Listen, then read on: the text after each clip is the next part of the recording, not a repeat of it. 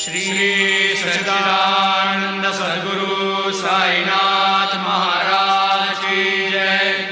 आरती साई बाबा सौख्यदातार जीवा, चरण रजतळे द्यावा दासा विसावा, भक्ता विसावा। आरती साई बाबा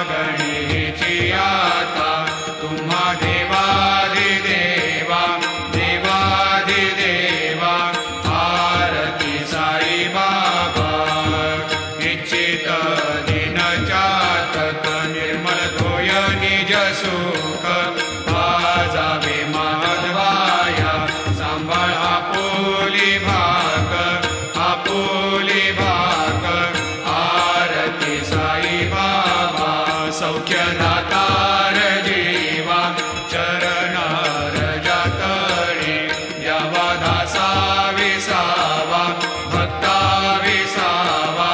आरती साई बाबा। शिर्डी माझे पंढरपूर साई बाबा रमावर, बाबा रमावर साई बाबा रमावर। शुद्ध भक्ते चंद्रभागा, भाव पुंडलिक जागा, पुंडलिक जागा, भाव पुंडलिक जागा। याहो अवघे जन करा बाबाचे वंदन, साईंचे वंदन करा बाबाचे वंदन। गणू म्हणे बाबा साई, भाव पाव माझे आई, भाव माझे आई, भाव पाव माझे आई। घालीन लोटांगण वंदीन चरण, डोळ्यान पाहिन रूप तुझे। प्रेमी अलंगिन आनंदी पूजिन, भावे वाळीन म्हणे नमा। त्वमेव माता पिता त्वमेव, त्वमेव बंधु सखा त्वमेव, त्वमेव विद्या द्रविणः त्वमेव, त्वमेव सर्वं मम देवदेव। कायेन वाचा मनसेन्द्रियैर्वा बुद्ध्यात्मना वा प्रकृतिस्वभावात् करोमि यद्यत् सकलं परस्मै नारायणायति समर्पयामि। अच्युतं केशवं रामनारायणं कृष्णदामोदरं वासुदेवं हरि श्रीधरं माधवं गोपिकावल्लभं जानकीनायकं रामचन्द्रं भजे। हरे राम राम राम हरे हरे, हरे कृष्ण कृष्ण कृष्ण हरे हरे। श्री गुरुदेव दत्त। अनंता तुला ते कसे रे स्तवावे, अनंता तुला ते कसे रे नमावे। अनंता मुखाचा शिणे शेष गाथा, नमस्कार साष्टांग श्री साईनाथा। स्मरावे मनी त्वत्पदा नित्य भावे, पुरावे तरे भक्तीसाठी स्वभावे। तरावे जगातारुणी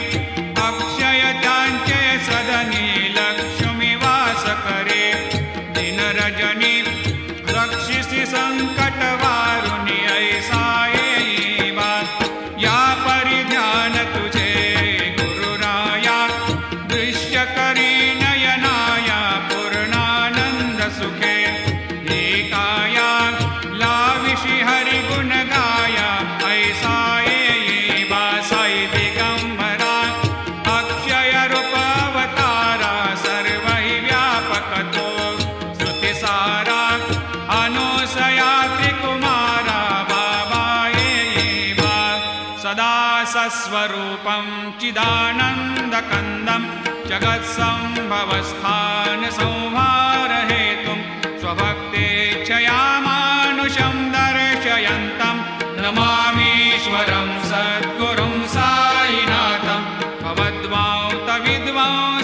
भवद्वांतविद्वांसमार्तण्डमीड्यं मनोवागतीतं मुनिर्ध्यानगम्यं जगद्व्यापकं निर्मलं निर्गुणत्वां नमामीश्वरं सद्गुरुं साईनाथं भवाम्भोधिमग्नार्दितानां जनानां स्वपादाश्रितानां स्वभक्तिप्रियाणां समुद्धारणार्थं कलौ सम्भवन्तं नमामीश्वरं सद्गुरुं साईनाथं सदा निम्बवृक्षस्य मूलाधिवासात् सुधास्राविणं तेक्तमप्यप्रियन्तं तरुं कल्पवृक्षाधिकं साधयन्तं नमामीश्वरं सद्गुरुं साईनाथं सदा कल्पवृक्षस्य तस्याधिमूले भवद्भावबुद्ध्या सपर्यादिसेवां तृणां कुर्वतां भुक्तिमुक्तिप्रदन्तं नमामीश्वरं सद्गुरुं साईनाथम् अनेकाश्रुता तर्क्यलीलाविलासै समावेशकृतेशान भास्वत्प्रभावम् अहं भावहीनं प्रसन्नात्मभावं नमामीश्वरं सद्गुरुं साईनाथं सतां विश्रमाराममेवाभिरामं सदा सज्जनैः संस्तुतं सन्नमद्भिः जनामोददं भक्तभद्रप्रदन्तं नमामीश्वरं सद्गुरुं साईनाथम् अजन्माद्यमेकं परब्रह्म साक्षात् स्वयं सम्भवं राममेवावतीर्णं भवद्दर्शनात् सम्पुनीतप्रभोऽहं नमामीश्वरं सद्गुरुं साईनाथम् श्रीसाईश कृपानिधे किल नृणां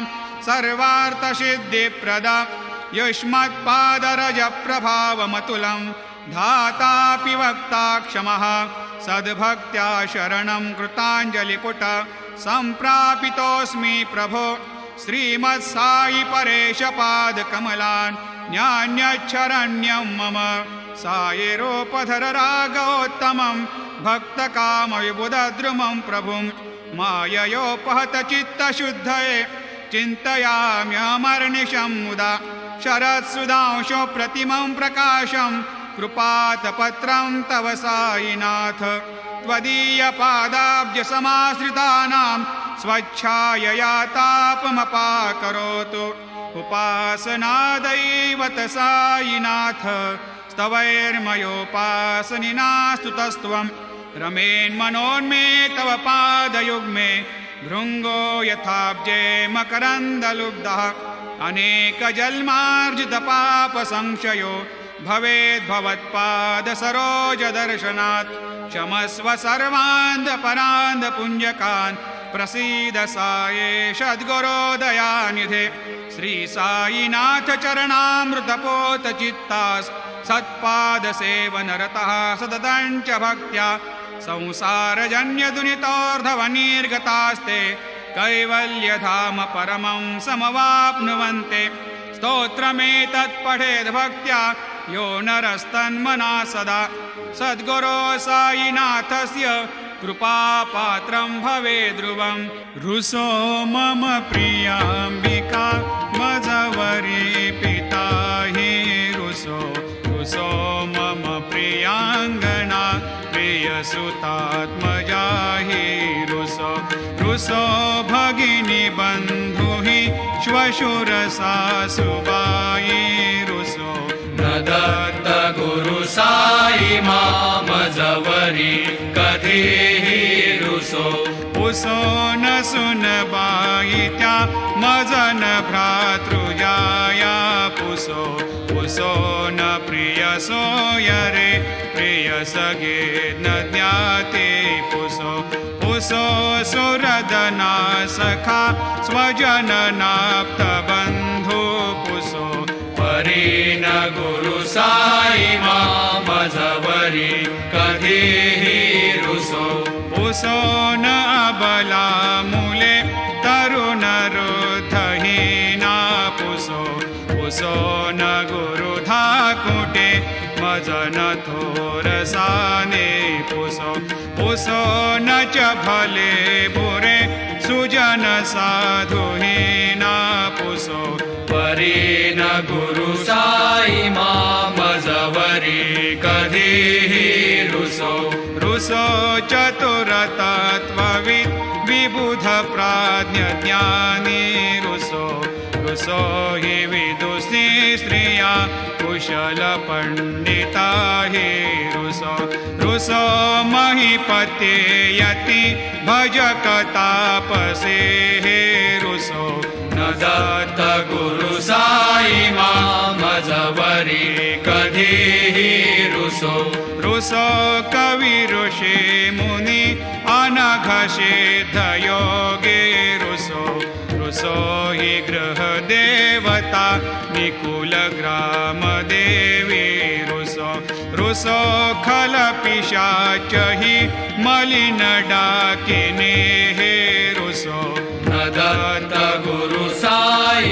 मामजवरी कधीही रुसो रुसो मृग खग कृमि अखिल जीव जंतु रुसो रुसो विटप प्रस्तरा अचल आपगाब्धे रुसो रुसो खपवनाग्निवार अवनि पंचतत्वे रुसो न दत्त गुरु साई मामजवरी कधीही रुसो रुसो विमल किन्नरा अमल यक्षिणे रुसो रुसो शशि खगादिः गगनितारका रुसो रुसो अमर राजहि अदय धर्म राजा रुसो न दत्त गुरु साई मामजवरी कधीही रुसो रुसो मन सरस्वती चपल चेतते हे रुसो रुसो वपुदिशाखिला कठिन काल तो हे रुसो रुसो सकल विश्व हि मयि तु ब्रह्म गोलं रुसो न दत्त गुरु साई मामजवरी कधीही रुसो विमूढ मनुनी हसो मजन मत्सरा हेडसो पदाभिरुचि उल्हसो जनन कर्दमीनापसो न दुर्गधृतिचा धसो अशिव भाव मागे खसो प्रपंची मन हे रुसो दृढ विरक्ती चित्ती ठसो पुनाची घृणा नसो न च स्पृहा कशाचे असो सदैव हृदयी वसो मनसि ध्यानि साई वसो पदी प्रणय ओरसो निखिल दृश्य बाबादिसो न दत्त गुरु साई मामुपरिया जनेला रुसो हरि ओम यज्ञेन यज्ञमयजन्त देवा स्थानि धर्माणि प्रथमान्यासन्न तेहनाकं महिमान सजन्त यत्र पूर्वे साध्या सन्ति देवाः ॐ राजाधिराजाय प्रसह्य साहिने नमो वयं वै श्रवणाय कूर्महे समे कामान् कामकामाय मह्यं कामेश्वरो वै श्रवणो दधातु कुबेराय वै श्रवणाय महाराजाय नमः।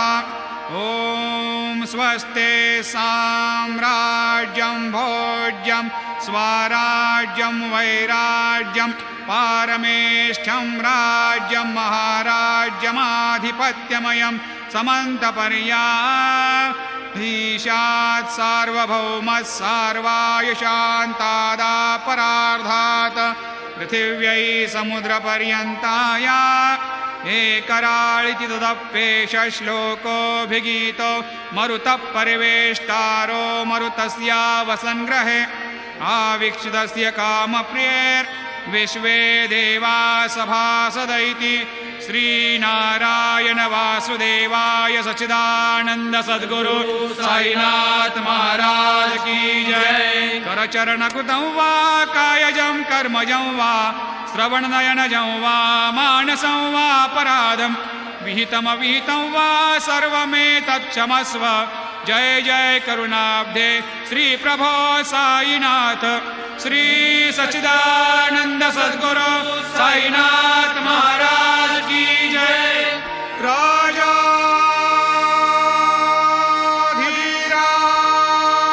राजाधीराज योगीराज परब्रह्म साईनाथ महाराज श्री सच्चिदानंद सद्गुरु साईनाथ महाराज की जय।